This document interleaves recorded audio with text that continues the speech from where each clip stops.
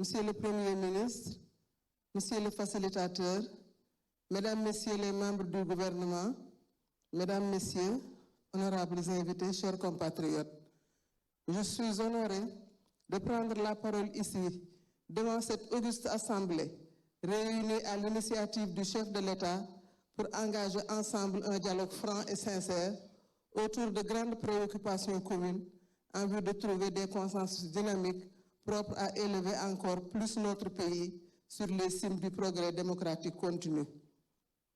Pour nous, disciples du président Léopold Sédar Senghor, chantres de la négritude et du dialogue, notre participation à ces assises ne relève pas du hasard, mais traduit notre ancrage dans nos valeurs de civilisation, dans notre tradition de concertation permanente sur tous les sujets d'intérêt commun. Le dialogue est dans notre ADN. Et d'ailleurs, ne dit-on pas chez nous, Watgal Agyogo.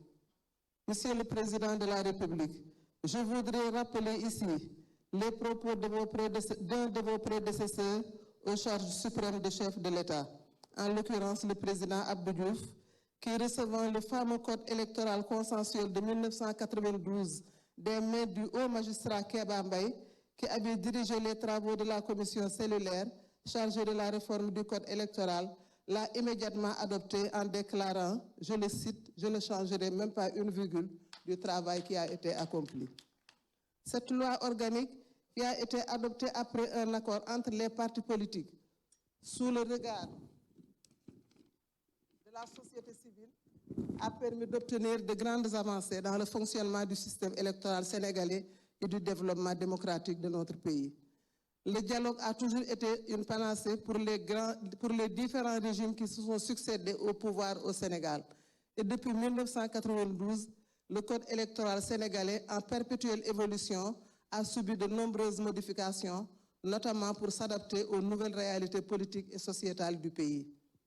En vous inspirant de cette posture du président Abdou Diouf au terme de nos travaux, sur tous les points de convergence, vous aurez inscrit votre nom au panthéon de l'histoire des dialogues politiques du Sénégal.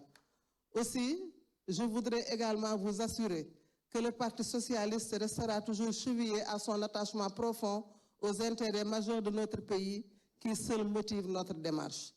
Vous remerciant de m'avoir donné la parole, je souhaite que les résultats de ce dialogue répondent aux attentes légitimes de notre peuple et sonnent un nouveau départ pour une gouvernance démocratique consolidée.